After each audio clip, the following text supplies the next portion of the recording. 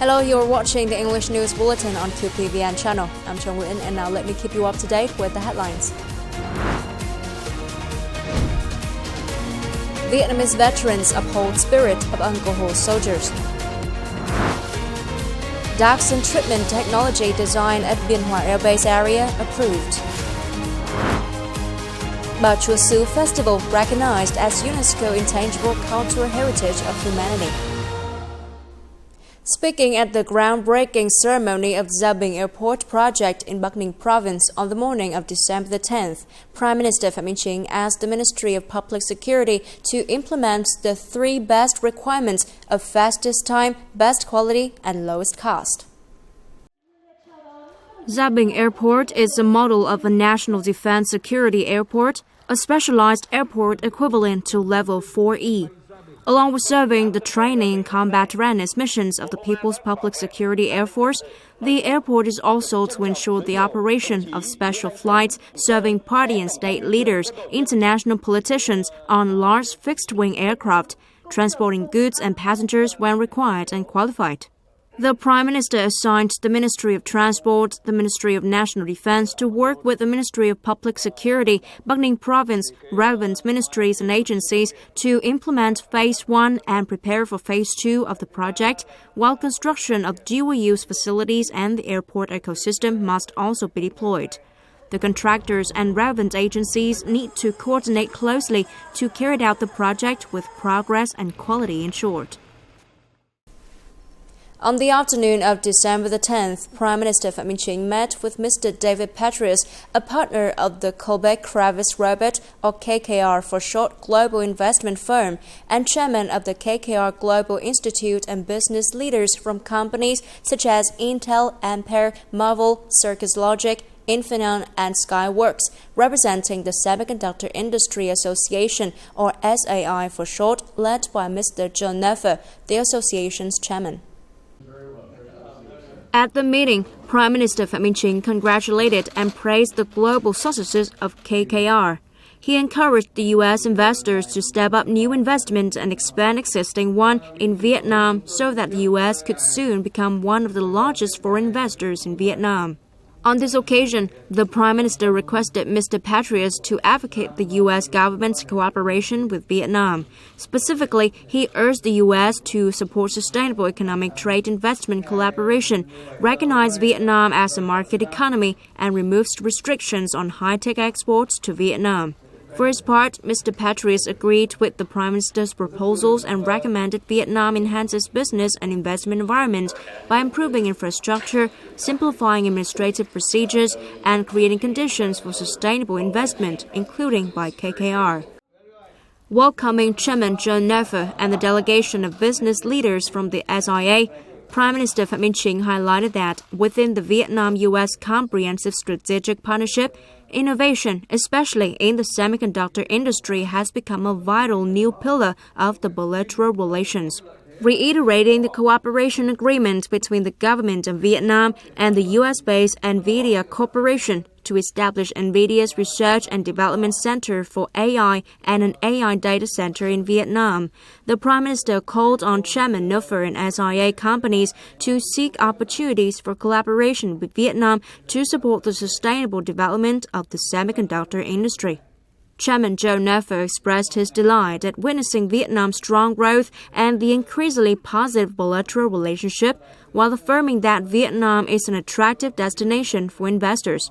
He praised Vietnam's semiconductor development strategy, its initiatives such as training 50,000 semiconductor engineers, and the significant progress Vietnam has made in this field, including the diversification and robust growth of its supply chain.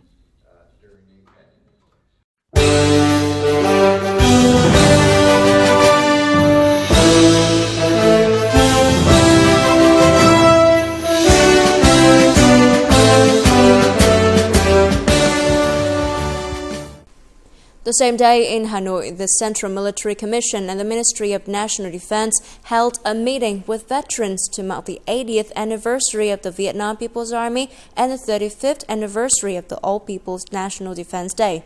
The event was chaired by General Phan Văn Giang, Defense Minister. General Phan Van Giang highlighted the invaluable contributions of veterans to the military's 80 years of victories and growth. The soldiers have demonstrated not only courage in battle, but also resilience in life. The Vietnam Veterans Association has closely worked with the Ministry of National Defense, contributing to the party, state socialism, and national unity. Their efforts in poverty reduction, social welfare, and youth education have had far-reaching impacts. Minister Phan Van Giang called on the Veterans Association to continue implementing the cooperation program between the Vietnam People's Army and the Veterans Association for the 2022-2027 period. He urged the association to work with local governments to strengthen political foundations, build a strong all-people defense posture, and enhance the connection between defense and public security strategies.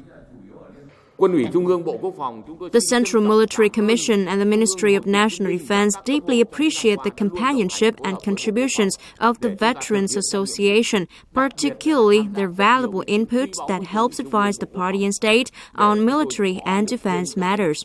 We hope that the association will continue to support and inspire us, providing encouragement for our officers and soldiers to successfully fulfill their missions in 2025 and beyond. Responding to this trust, Senior Lieutenant General Bế Xuân Trường, chairman of the Vietnam Veterans Association, affirmed the veterans' commitment to upholding the uncle soldier spirit and standing united with the army and political system to lead the country toward the era of national growth. Also on December the 10th, the Military Science Department, the standing office of the National Steering Committee on Overcoming War Consequences of Unexploded Ordnance and Toxic Chemicals in Vietnam, or Steering Committee 701 in short, had a working session with the U.S. Agency of International Development in Vietnam. The department presented Director of USAID in Vietnam, Reup, with the decision of the Minister of National Defense approving the design of the thermal desperation system for dioxin treatment Phase 1 at Bien Hoa AIRBASE area. This is an important item accounting for the majority of the project's ODA capital. Appreciating the early approval of the design by the Vietnamese Ministry of National Defense, the director of the USAID in Vietnam affirmed that this is an important step forward for the dioxin remediation project to ensure the progress. She announced the plan to add $130 million in non-refundable ODA capital for the dioxin treatment project at Bien Hoa AIRBASE and other $110 million to expand support activities for Vietnamese victims of Agent Orange dioxin. At Military Central Hospital 108, administrative reform associated with digital transformation is being implemented, putting the satisfaction of patients and their families first. At the Military Central Hospital 108, over 60% of patients currently make appointments online. In particular, the hospital has implemented cashless payments through bank cards, bank transfers, QR code scanning to shorten the medical examination process from 6 steps to 2 ones. When the patient scans the QR code, the payment information will be fully displayed. They just need to confirm the payment. For the hospital, using QR code helps to control the receipts and payments quickly and accurately. Currently, without having to carry cash or a bank card, patient can scan the code by smartphone and complete the transaction anytime and anywhere. I had to wait in a long line for 30 minutes to 1 hour, but now, thanks to QR code payment, it only takes 30 seconds for me to finish paying. In the past, it was inconvenient and took a lot of time for queuing. When applying the QR code, it was quite fast. I don't have to carry a lot of cash. It's very safe and convenient. Military Central Hospital 108 receives about 5,000 patients every day. There is no overload thanks to the application of information technology and digital transformation. Patients do not have to wait in line and testing procedures are carried out quickly. This has contributed to better serving and satisfying the patients. Coming up next, Vietnam strictly and responsibly exercises UN clause. Ba Chua Su Festival recognized as UNESCO Intangible Cultural Heritage of Humanity.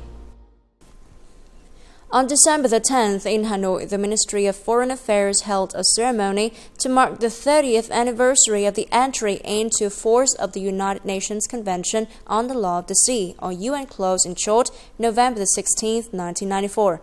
Delegates agreed that Vietnam has always participated actively and responsibly in signing and realizing the convention. Vietnam was one of the first 107 countries to sign the convention in Montego Bay in Jamaica and ratify it before the convention came into force. Considering the convention as an important basis for maritime cooperation activities, Vietnam has achieved many successes in addressing maritime delimitation issues with its neighbors. Key achievements include the 1997 agreement on delimitation of the maritime boundary with Thailand on the Gulf of Thailand, ASEAN's first maritime delimitation agreement after the convention came into force. Another achievement is a similar agreement with China on the Gulf of Tonkin in 2000. Vietnam also reached agreements with Indonesia in 2003 and 2022 on the delimitation of the continental shelf and exclusive economic zones, contributing to the practical application of UNCLOS in the region. Vietnam has gradually improved its legal system on seas and oceans, promulgating legal documents, strategies, policies, and plans to serve the country's effective and sustainable use of and exploitation of the sea. Ba Chua Su, or Holy Mother of the Realm Festival on Sam Mountain, was recognized as UNESCO Intangible Cultural Heritage of Humanity, becoming the first traditional festival of the southern region to receive this honor. Among the 66 nominations reviewed at the 19th session of the UNESCO'S Intergovernmental Committee for the 2003 Convention for the Safeguarding of the Intangible Cultural Heritage, this festival has passed strict requirements to become the 16th Intangible Cultural Heritage of Vietnam honored by the UNESCO. Held annually from the 22nd to the 27th of the fourth lunar month, festival attracts millions of people. According to the Intergovernmental Committee for the 2003 Convention for the Safeguarding of the Intangible Cultural Heritage, the nomination dossier for the Ba Chua Su Festival of Vietnam meets 5 criteria, including the festival is organized by the King, Khmer, Cham, and Chinese communities in Châu Đốc City, contributes to improving the quality of education, gender equality, comprehensive economic development, as well as promoting actions to sustainably protect the environment and climate, protect peace and social cohesion. The Fourth Industrial Revolution 4.0 is believed to be carried out based on the development of technologies, especially the Internet, cloud computing, artificial intelligence, 3D technology, and automation. In Vietnam, high-tech application has brought about a leap in productivity and production quality, creating momentum for economic growth. This is a monitoring and control system serving high-tech agriculture in Cao Bằng. The system operates on high-value crops such as melons, orchids, and medicinal plants. We focus on developing high-tech agriculture, preserving genetics resources, and processing the province's typical agricultural products. In Lào Cai, the Experimental Biology Center has coordinated with Chafaco Sapa Joint Stock Company in creating health-enhancing products and diversifying medicinal mushrooms products in supply for the market. Based on an extensive research of the Experimental Biology Center has created a product that is assessed to have significantly higher active ingredient contents than others available on the market. This is the result of a cooperation model between businesses and scientists towards innovation. The knowledge economy focuses on developing creative industries, information technology, automation, and fields related to research and development. In the coming time, it is necessary to promote the development of industries such as software, microconductors, automated manufacturing, supply chain construction, while promoting e-commerce and digital transformation. We'll focus on 3 core tasks to create core technologies and advanced technologies. We will also work on creating strategic products and map out market orientation. In the coming time, the Ministry of Science and Technology will increase investment in high-tech research and core technologies that can be widely applied in life, creating momentum for social-economic development. And that's all for now. Remember, you can always watch the news again at qpvn.vn. Thank you for watching and hope to see you next time.